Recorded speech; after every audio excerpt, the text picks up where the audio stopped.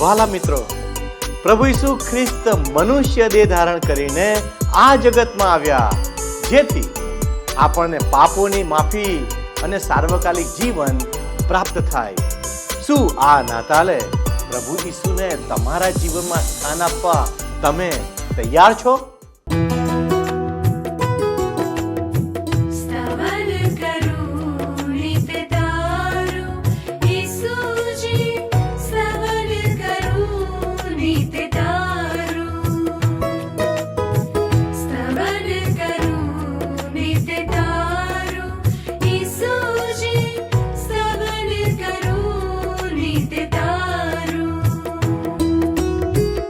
आज सवारे साध सुनी तो महिमा करूं प्रभु तारो,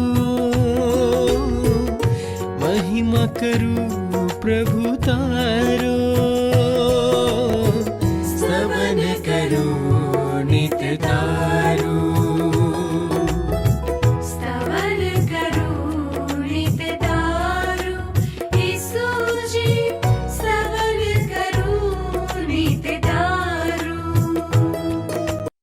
વાલા દર્શક મિત્રો, સૌ પ્રથમ નાતાલના આ શુભ દિને આપ સર્વને નાતાલ પર્વની શુભેચ્છા પાઠવું છું. આજે હું આપને એક મહત્વના શુભ સંદેશ વિશે કહેવા માંગુ છું. આ શુભ સંદેશ તો દૂતે ઈસુના જન્મની વધામણી આપવા માટે ઘેટા બાળકોને આપ્યો હતો. પવિત્ર ગ્રંથ બાઇબલમાં લુકની લખેલી સુવાર્તા તેના 2 અધ્યાયની 10મી કલમમાં દૂતે ભરવાડોને કહ્યું કે બીહોમાં, કેમ કે જુઓ, હું મોટા આનંદની સુવાર્તા તમને કહું છું, અને તે સર્વ લોકોને માટે થશે. કેમ કે આજ દાઉદના શહેરમાં તમારે સારું એક તારનાર એટલે ખ્રિસ્ત પ્રભુ જન્મ્યો છે. અહીં ઈશ્વરનો દૂત એક શુભ સંદેશ આપતા કહે છે કે તે સર્વ લોકોને માટે છે. કોઈ ચોક્કસ જાતિના કે ચોક્કસ કુળના કે ચોક્કસ પ્રજાના લોકો માટે જ નહીં, પણ તે શુભ સંદેશ જગતના સર્વ મનુષ્યને માટે છે. હા વાલા દર્શક મિત્રો, આજે આ શુભ સંદેશ તમારા માટે પણ છે. ઈશ્વરે આપણા માટે એક ઉદ્ધારકને આ જગતમાં મોકલી આપ્યા, જેથી આપણે બીવાની જરૂર નથી. આ ભ્રષ્ટ અને અશાંત જગતને માટે ઈશ્વરે પોતાના એકના એક દીકરા ઈસુને આ જગતમાં મોકલી આપ્યા, જેથી તે લોકોના જીવનમાં શાંતિ સ્થાપી શકે. વહાલા દર્શક મિત્રો, બીહોમાં અથવા બીસોમાં શબ્દનો ઉપયોગ પવિત્ર ગ્રંથ બાઇબલમાં વારંવાર કરવામાં આવ્યો છે. તે આપણને ખાતરી કરાવે છે કે ઈશ્વર દરેક પરિસ્થિતિમાં આપણી સાથે છે, તેથી આપણે ડરવાની જરૂર નથી. તો આવો દર્શકો, આજના અભ્યાસમાં આગળ વધીએ. તમે જાણો છો તેમ કેટલાક સમયથી આપણે બાઇબલમાં નવા કરારના વિભાગમાં આવેલ લુક અનુસાર શુભ સંદેશનો અભ્યાસ શરૂ કરી ચૂક્યા છીએ. ગત સ્તવન કાર્યક્રમમાં આપણે લુક અનુસાર શુભ સંદેશના 3 અધ્યાયની 8મી કલમ સુધી પહોંચ્યા હતા, બરાબર ને? આજે આપણે 9મી કલમથી આગળ વધીશું અને 38મી કલમ સુધી પહોંચીશું. એ પછી 4થા અધ્યાયની પહેલી 2 કલમો આપણે જોવાના છીએ. એટલે કૃપા કરીને જો તમારી પાસે પ્રેમ સંદેશ નામનું પુસ્તક હોય તો 168 નંબરના પૃષ્ઠ ઉપર એ તમારી સમક્ષ ખુલ્લું રાખજો, જેથી તમે મારી સાથે સાથે ઈશ્વરના પવિત્ર વચનો જાતે વાંચી શકો. હવે તમે જુઓ મિત્ર, તો બાપ્તિસ્મા કરનાર યોહાનનો સંદેશ એ શીર્ષક નીચે લુક અનુસાર શુભ સંદેશના 3 અધ્યાયની 9મી કલમમાં લખ્યું છે કે વૃક્ષોને મૂળમાંથી જ કાપી નાખવાને કુહાડો તૈયાર છે. પ્રત્યેક વૃક્ષ જેને સારા ફળ આવતા નથી તેને કાપીને અગ્નિમાં નાખી દેવાશે. બાપ્તિસ્મા કરનાર યોહાન આ સંદેશ જાહેર જનતાને આપી રહ્યો છે. યોહાનના દિવસોમાં મિત્ર ફળ નહીં આપનાર વૃક્ષો નકામા હતા અને ખાલી જગ્યા રોકતા હતા. પ્રભુ ઈસુ ખ્રિસ્તે પણ એક અંજીરી કે જેને લાંબા સમયથી ફળ આવતા નહોતા તેને કાપી નાખવાનું દ્રષ્ટાંત આપ્યું છે મિત્ર બાઇબલમાં, નવા કરારના વિભાગમાં. આવા વૃક્ષોને કાપીને તેનો બળતણ તરીકે ઉપયોગ કરવામાં આવતો હતો. આ યોહાનનો સંદેશો બહુ જ કડક લાગે છે, બહુ કડક. એણે આવી રહેલા ઈશ્વરના ન્યાય ચુકાદા વિશે લોકોને સાવચેત કર્યા. યાદ રાખો મિત્ર, પ્રેમાળ ઈશ્વર ન્યાયી ઈશ્વર પણ છે. ઈશ્વર પાપીના સર્વ પાપો માફ કરવા તૈયાર જરૂર છે. આ જ બાબત એમનો પ્રેમ પ્રગટ કરે છે. પરંતુ પોતાના પાપોનો પશ્ચાતાપ નહીં કરનાર વ્યક્તિ ઉપર ઈશ્વરનો ન્યાય ચુકાદો તો ઝઝૂમી રહ્યો જ છે. એ પણ એક હકીકત છે. અને આ બાબત ઈશ્વરના ન્યાયી સ્વભાવને પ્રગટ કરે છે. 10મી અને 11મી કલમમાં લખ્યું છે, લોકોએ તેમને પૂછ્યું, તો અમે શું કરીએ? તેણે જવાબ આપ્યો, જેની પાસે 2 ખમીશ હોય તેણે, જેની પાસે એક પણ ન હોય તેને આપવું, અને જેની પાસે ખોરાક હોય તેમણે તે વહેંચવો. યોહાન ઈશ્વરના ન્યાય ચુકાદા વિશે જણાવે છે અને લોકો એ સાંભળીને પ્રશ્ન પૂછે છે કે અમે શું કરીએ? અને યોહાન પોતાના સંદેશામાં જણાવે છે કે તમારા પાપથી પાછા ફરો અને તમારી પાસે જે કાંઈ છે તે જરૂરિયાતમંદ લોકોને આપો. 12મી અને 13મી કલમમાં લખ્યું છે કે કેટલાક કર ઉઘરાવનારાઓ તેની પાસે બાપ્તિસ્મા પામવા આવ્યા અને તેઓએ તેને પૂછ્યું, ગુરુજી, અમે શું કરીએ? તેણે કહ્યું, કાયદા પ્રમાણે હોય તે કરતાં વધારે કર ઉઘરાવશો નહીં.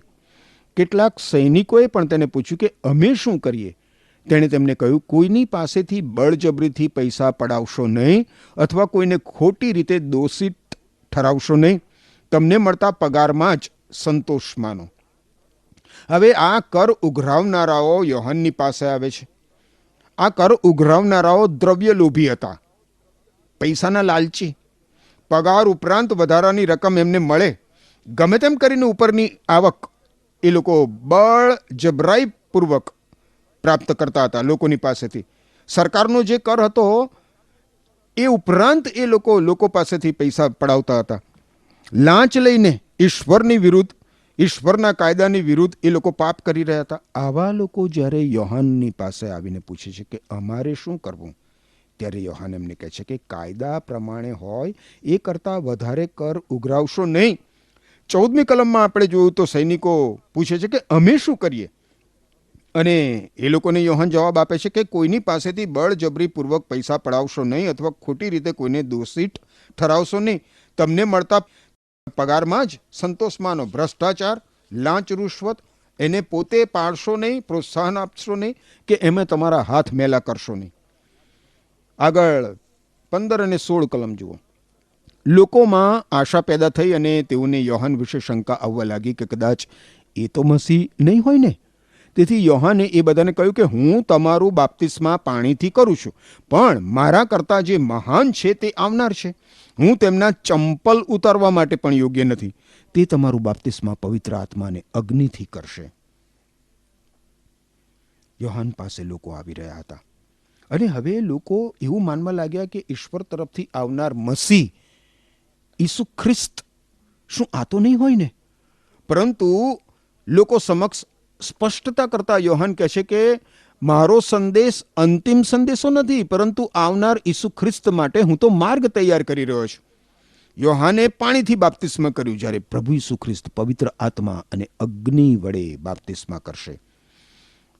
આગળ તમે 17 થી 20 કલમો જુઓ તો લખ્યું છે, અનાજ ઝૂડીને ઘઉં પોતાના ભંડારમાં ભરવાને તેમનું ઉપણવાનું સુપડું તેમની પાસે છે, પણ ભૂસાને તો તે કદી ઉલવાઈ ન જનાર અગ્નિમાં બાળી નાખશે. શુભ સંદેશનો બોધ કરતા યોહાન લોકોને જુદી જુદી રીતે ઉત્તેજન આપતો હતો, પણ યોહાન રાજ્યપાલ હેરોદની વિરુદ્ધ બોલતો હતો, કારણ કે તેણે તેના ભાઈની પત્ની હેરોદિયાસ સાથે લગ્ન કર્યું હતું અને બીજા ઘણા દુષ્કૃત્યો કર્યા હતા. એટલે હેરોદે યોહાનને જેલમાં પુરાવીને સૌથી મોટું દુષ્કૃત્ય કર્યું. યોહાન હિંમતવાન સંદેશવાહક હતો. એને માણસોની બીક લાગતી નથી. એ રાજ્યપાલ હેરોદની વિરુદ્ધ પણ જે સત્ય હતું એ જાહેરમાં પ્રગટ કરે છે. હેરોદ રાજાએ પોતાની ભાભી સાથે લગ્ન કર્યા હતા. હેરોદની રખાત ભાભી યોહાનને જેલમાં પૂરવા માટે હેરોદને દબાણ કરતી હતી અને આખરે હેરોદ રાજાએ યોહાનને જેલમાં પુરાવ્યો. આ હેરોદ રાજાએ સંદેશવાહક યોહાનને જેલમાં પૂરવાનું દુષ્ટ કૃત્ય કર્યું એની નોંધ બાઇબલ કરે છે. મિત્ર, આપણા તમામ કૃત્યોની નોંધ ઈશ્વરની પાસે છે. અને આપણા એ કૃત્યો અને શબ્દો તેમજ આપણા વલણો એ દ્વારા ઈશ્વર આપણો ન્યાય કરવાના છે. પરંતુ થઈ ગયેલા એ સર્વ અપરાધોની ક્ષમા ઈશ્વર પુત્ર પ્રભુ ઈસુ ખ્રિસ્તમાં ઉપલબ્ધ છે. કારણ કે પ્રભુ ઈસુ ખ્રિસ્ત સમક્ષ પોતાના પાપો કબૂલ કરનાર વ્યક્તિ પાપોની ક્ષમા પ્રાપ્ત કરી શકે છે. પ્રભુ ઈસુ ખ્રિસ્ત તમને પાપોની માફી આપીને દોષિતપણાની ભાવનાથી પણ મુક્ત કરે છે. 21 અને 22 કલમ જોશો. હવે બધા લોકોનું બાપ્તિસ્મા કરવામાં આવ્યું, ત્યાર પછી ઈસુનું પણ બાપ્તિસ્મા કરવામાં આવ્યું. તે પ્રાર્થના કરતા હતા, તેવામાં આકાશ ખુલ્લું થયું અને પવિત્ર આત્મા કબૂતરના રૂપમાં તેમના ઉપર ઉતરી આવ્યો. વળી આકાશમાંથી વાણી સંભળાઈ, તું મારો પ્રિય પુત્ર છે, તારા પર હું પ્રસન્ન છું. લુક પ્રભુ ઈસુ ખ્રિસ્તના બાપ્તિસ્માના પ્રસંગનો ઉલ્લેખ કરે છે ત્યારે બહુ જ સ્પષ્ટપણે ઉલ્લેખ કરે છે. ખુદ ઈશ્વર પુત્ર પ્રભુ ઈસુ ખ્રિસ્તે યોહાનના હાથે બાપ્તિસ્મા લીધું, જેથી જાહેરમાં પ્રભુ ઈસુ ખ્રિસ્ત ઈશ્વર પુત્ર તરીકે પ્રગટ થાય. અને યોહાન તેમજ ખુદ ઈશ્વર પિતા પ્રભુ ઈસુ ખ્રિસ્ત ઈશ્વર પુત્ર છે એની ઘોષણા કરે. 22મી કલમમાં જુઓ, પવિત્ર આત્મા કબૂતરના રૂપમાં પ્રભુ ઈસુ ખ્રિસ્ત પર ઉતરી આવ્યો. વળી આકાશમાંથી વાણી સંભળાઈ કે તું મારો પ્રિય પુત્ર છે, તારા પર હું પ્રસન્ન છું. પવિત્ર આત્મા પ્રભુ ઈસુ ખ્રિસ્ત પર ઉતરી આવ્યા અને આકાશમાંથી વાણી સંભળાઈ, ઈશ્વર પિતાની વાણી કે આ મારો પ્રિય પુત્ર છે, એના પર હું પ્રસન્ન છું. બાઇબલમાં મિત્ર ત્રિએક ઈશ્વરનું શિક્ષણ, જેને ત્રિએક ઈશ્વરનો સિદ્ધાંત કહેવામાં આવે છે, એ સમાયેલો છે. જૂના કરારનો તેમજ નવા કરારનો અભ્યાસ કરતા ત્રિએક ઈશ્વર વિશે આપણે જાણી શકીએ છીએ. ત્રિએક ઈશ્વરનું વ્યક્તિત્વ 3 રીતે પ્રગટ થાય છે. આ 3 વ્યક્તિત્વ છે, પણ એમ છતાં એ ત્રિએક ઈશ્વર છે. ઈશ્વર પિતા, ઈશ્વર પુત્ર અને ઈશ્વર પવિત્ર આત્મા. વારું, હવે 23મી કલમ જુઓ. લુક અનુસાર શુભ સંદેશ 3 અધ્યાય 23મી કલમ. ઈસુએ પોતાનું કાર્ય શરૂ કર્યું ત્યારે તે આશરે 30 વર્ષની ઉંમરના હતા. લોકોની માન્યતા પ્રમાણે ઈસુ યોસેફના પુત્ર છે. ઈસુ યોસેફના પાલક પુત્ર હતા. અને જ્યારે પુત્ર શબ્દ વાપરવામાં આવ્યો છે મિત્ર, ત્યારે એ દ્વારા માતા પિતાના શારીરિક સંબંધ દ્વારા સંતાન પ્રાપ્ત થાય છે એને નહીં, પણ વારસદારની દ્રષ્ટિએ પ્રભુ ઈસુ ખ્રિસ્ત યોસેફનો પુત્ર છે એ પ્રગટ થાય છે. ફરીથી મિત્ર હું એ સચ્ચાઈ જાહેર કરું છું કે બાઇબલમાં ડોક્ટર લુક શરૂઆતથી જ પ્રભુ ઈસુ ખ્રિસ્તના ઈશ્વર પવિત્ર આત્મા દ્વારા ગર્ભે રહ્યા એ હકીકતને સ્પષ્ટ કરે છે. હવે આપણે 31મી કલમ જોઈશું, કારણ કે 23 થી 38 કલમોમાં આપણે જોઈશું તો પ્રભુ ઈસુ ખ્રિસ્તની વંશાવળી જણાવવામાં આવી છે. અને પ્રભુ ઈસુ ખ્રિસ્તની માંડીને રાજા દાવીદની અબ્રાહમ અને પ્રથમ માણસ કે જેને ઈશ્વરે પોતાના હાથો વડે બનાવ્યો હતો, એના નસકોરામાં જીવનનો શ્વાસ મૂક્યો હતો, ત્યાં સુધી આ વંશાવળી જણાવવામાં આવી છે. અને એ શું સાબિત કરે છે મિત્ર? એ જ કે ઈશ્વર પુત્ર પ્રભુ ઈસુ ખ્રિસ્ત એક ઐતિહાસિક વ્યક્તિ પણ છે. એમના વિશેની વંશાવળી જ આપણને સ્પષ્ટ માહિતી પૂરી પાડે છે. પ્રથમ માનવ આદમથી એની ગણતરી થઈ છે મિત્ર. પ્રથમ માનવ આદમથી. 31મી કલમ જુઓ. શિમિયોન, યહુદા, યોસેફ, યોનામ, એલ્કાકીમ, મલેહા, મિન્ના, મત્તથા, આ બધા નામો આપવામાં આવ્યા છે. અને આ 31મી કલમમાં જણાવ્યા પ્રમાણે પ્રભુ ઈસુ ખ્રિસ્તનો જન્મ દાવીદના પુત્ર નાથાનની વંશાવળીમાં થયો એ પ્રગટ કરવામાં આવ્યું છે. અને એ બહુ જ અગત્યની બાબત છે મિત્ર.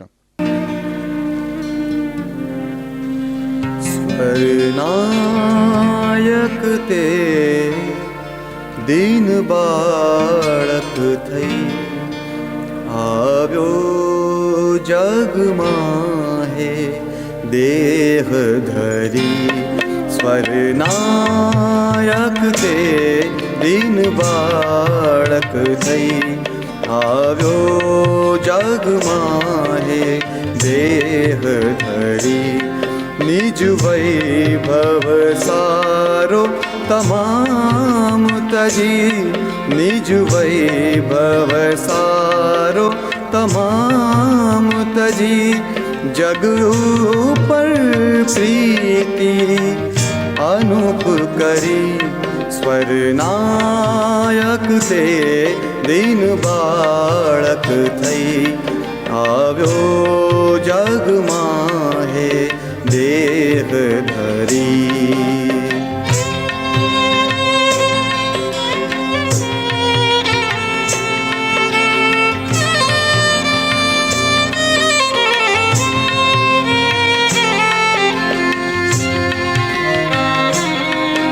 વસતો સુખદાયક ધામ મહી, પણ આહી સુતો એ ગભાણ મહી. વસતો સુખદાયક ધામ મહી, પણ આહી સુતો એ ગભાણ મહી. પ્રતિમા ધરી માનવી ખાલી થયો, દિનતા ઘરતા જગકાજ અહીં.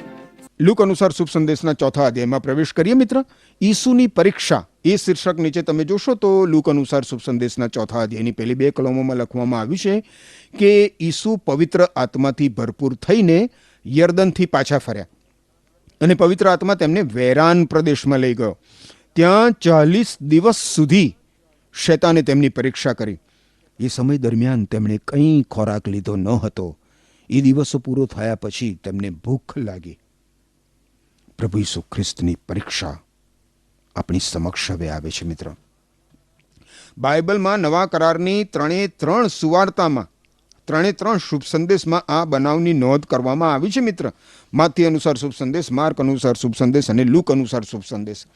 એ દ્વારા એ સાબિત થાય છે કે પ્રભુ ઈસુ ખ્રિસ્તનો માનવી સ્વભાવ આપણા જેવો જ માનવી સ્વભાવ ધારણ એમણે કર્યો હતો.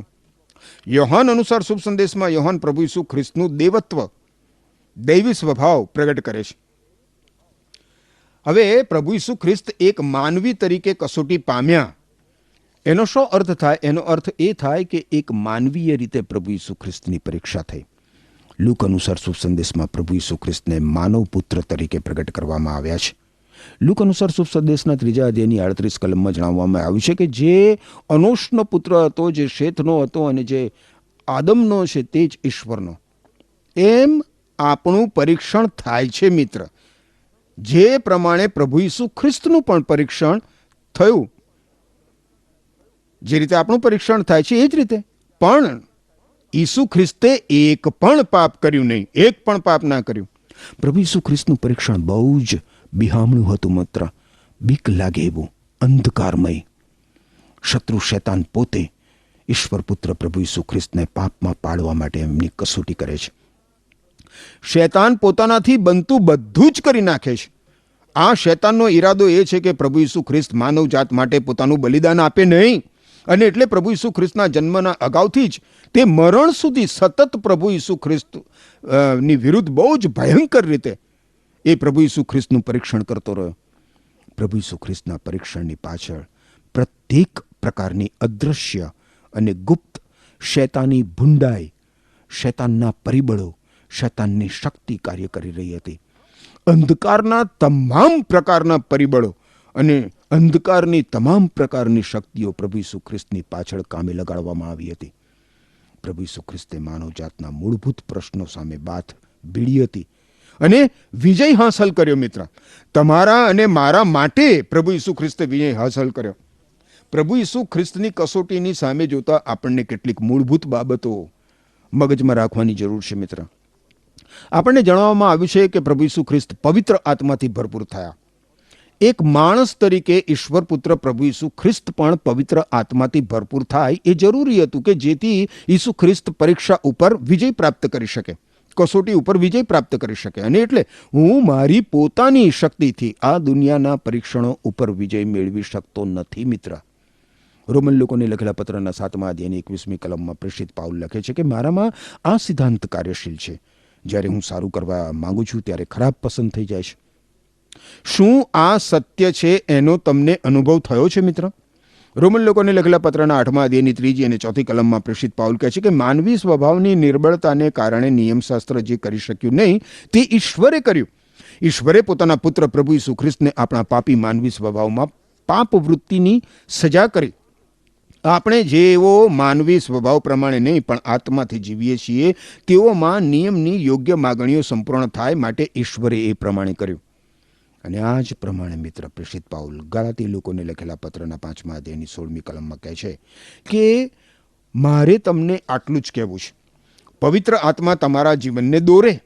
પવિત્ર આત્મા અને તમે તમારા માનવી સ્વભાવની ઈચ્છાઓને વશ ન થાવ. આ વચનો બતાવે છે મિત્ર કે આપણને ઈશ્વર પવિત્ર આત્માની બહુ જ જરૂર છે. પુનર્નિયમના પુસ્તકના 8મા અધ્યાયની બીજી કલમમાં ઈશ્વરે ઇઝરાયેલી લોકોને કહ્યું હતું કે તને નમાવવાને તથા તેની આજ્ઞાઓ પાળવાની તારી ઈચ્છા છે કે નહીં તે જાણવા માટે તારું પારખું કરવાને યહોવા તારા દેવે આ 40 વર્ષ સુધી જે આખે રસ્તે તને ચલાવ્યો છે તે તું યાદ રાખ. બીજા શબ્દોમાં ઈશ્વર ઇઝરાયેલી લોકોની પરીક્ષા કસોટી લઈ રહ્યા હતા. પણ યાદ રાખો મિત્ર, ઈશ્વર કદી જ ભૂંડાઈથી કોઈની પરીક્ષા કે કસોટી કરતા નથી. પ્રભુ ઈસુ ખ્રિસ્તનું પરીક્ષણ થયું, કસોટી થઈ. 40 દિવસ સુધી શૈતાને તેમની પરીક્ષા કરી, કસોટી કરી. પ્રભુ ઈસુ ખ્રિસ્ત તેમના પરીક્ષણમાં ભૂખ્યા થયા, એમને ભૂખ લાગી. સતત 40 દિવસ સુધી શૈતાને પ્રભુ ઈસુ ખ્રિસ્તની કસોટી કરી અને ત્યારબાદ પણ શૈતાન પ્રભુ ઈસુ ખ્રિસ્તની પરીક્ષા જ કરતો રહ્યો. મિત્ર, યાદ રાખો, પરીક્ષણ અનિવાર્ય છે, પણ પરીક્ષણમાં પડી જવું અનિવાર્ય નથી. ઈશ્વરના પક્ષમાં ઊભા રહેવાથી પરીક્ષણ ઉપર વિજય પ્રાપ્ત થઈ શકે છે. કસોટી ઉપર, પરીક્ષા ઉપર વિજય પ્રાપ્ત થઈ શકે છે. મિત્ર, લુક અનુસાર શુભ સંદેશના 4 અધ્યાયની 13મી કલમમાં જણાવવામાં આવ્યું છે કે ઈસુ ખ્રિસ્તની બધી રીતે પરીક્ષા કરી ચૂક્યા પછી શૈતાન કંઈક મુદત સુધી તેમની પાસેથી ગયો. શૈતાન અમુક જ સમય સુધી પ્રભુ ઈસુ ખ્રિસ્તથી દૂર ગયો મિત્ર, પણ વારંવાર એ જુદા જુદા પ્રસંગે અને જુદા જુદા સમયે સતત પ્રભુ ઈસુ ખ્રિસ્તની કસોટી કરતો રહ્યો. હવે પ્રભુ ઈસુ ખ્રિસ્તના પરીક્ષણનો અર્થ શું થાય છે? પરીક્ષા અથવા તો કસોટી એ શબ્દના 2 અર્થ થાય.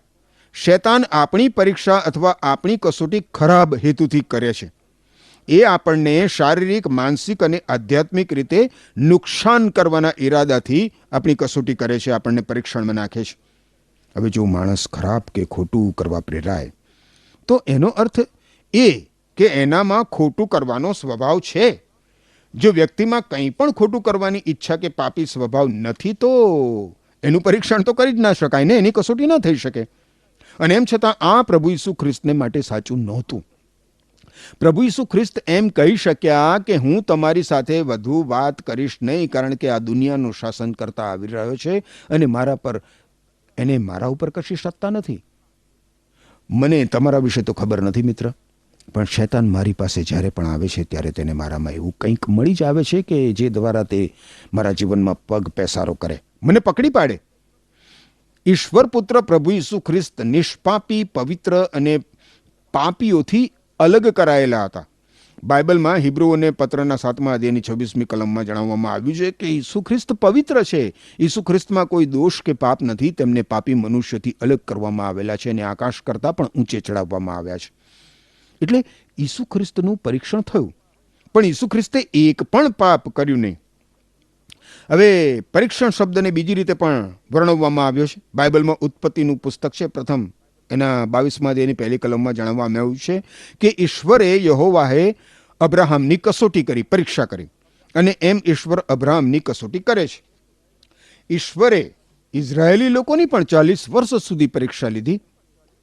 હવે પ્રશ્ન એ થાય મિત્ર કે શું પ્રભુ ઈસુ ખ્રિસ્ત પરીક્ષણમાં પડી ગયા હોત? ના, ઈસુ ખ્રિસ્ત પાપમાં પડ્યા ના હોત તો પછી શું પ્રભુ ઈસુ ખ્રિસ્તનું પરીક્ષણ વ્યાજબી હતું? એમની કસોટી વ્યાજબી હતી? હા, એ એક કસોટી હતી. બધા જ નવા પદાર્થો, બધી જ નવી ચીજ વસ્તુઓની કસોટી થાય, એની ચકાસણી કરવી પડે. કોઈ પણ વાહન કે ચીજ વસ્તુની કાર્યક્ષમતા માપવા માટે એને તપાસવું તો પડે ને, એની કસોટી તો કરવી પડે ને. જો આપણે ચકાસણી વખતે જે વસ્તુની ચકાસણી કરીએ છીએ વસ્તુ તૂટી જાય, નિષ્ફળ જાય, તો એ યોગ્ય નથી. એ ચીજ કે વસ્તુ એ સાબિત થાય.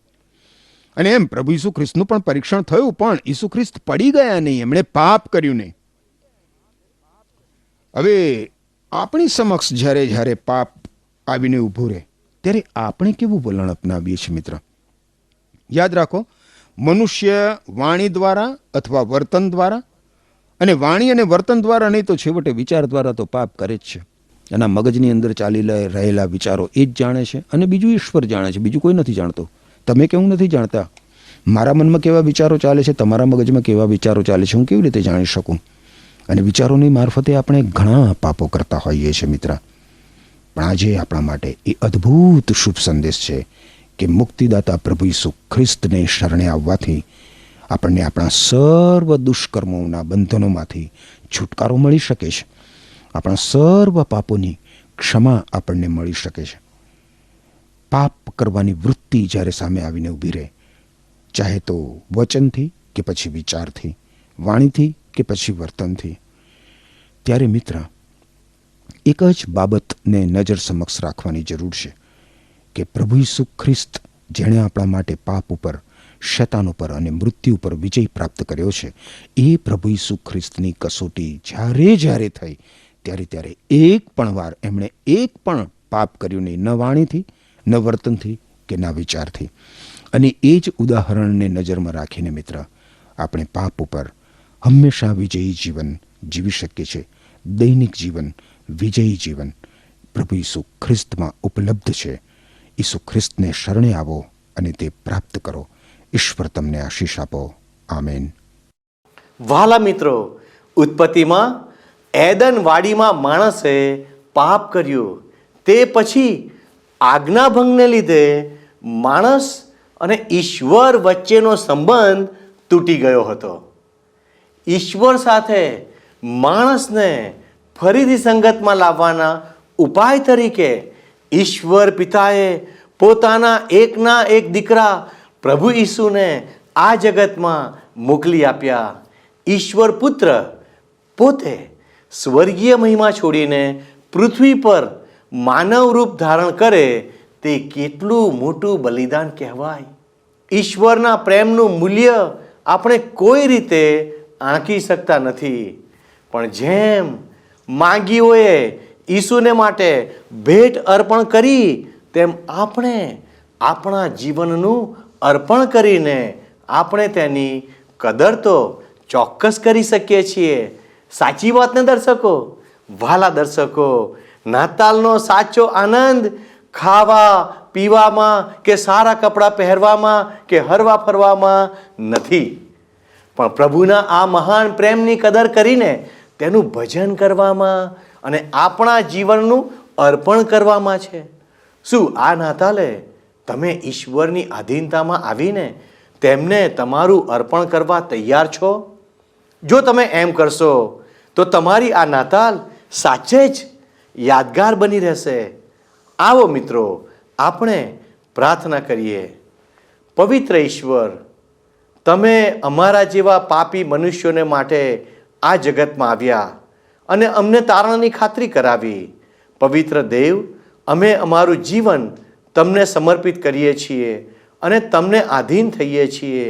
પવિત્ર પ્રભુ, તમે અમારો સ્વીકાર કરો અને તમે અમને નવા બનાવો. તમે અમને નવો સ્વભાવ, નવું જીવન પૂરું પાડો. વાલા પ્રભુજી, અમે તમારા ચરણોમાં અમારું જીવન લાવીએ છીએ અને આજે આ નાતાલના દિવસે અમે તમારી વધારે નજીક જીવન જીવી શકીએ તેને માટે અમને મદદ કરો. અમારી આ પ્રાર્થના ઈસુના નામમાં માગીએ છીએ, માટે સાંભળોને સ્વીકાર કરો. આમેન. વહાલા દર્શક મિત્રો, ફરી એકવાર આપ સર્વને નાતાલ પર્વની શુભેચ્છા. Happy Christmas, merry Christmas. આપ સર્વનો આજનો દિવસ આશીષમય બને. આમેન. શું તમને આ કાર્યક્રમ ગમ્યો? અત્યારે જ અમને મિસ કોલ કરો.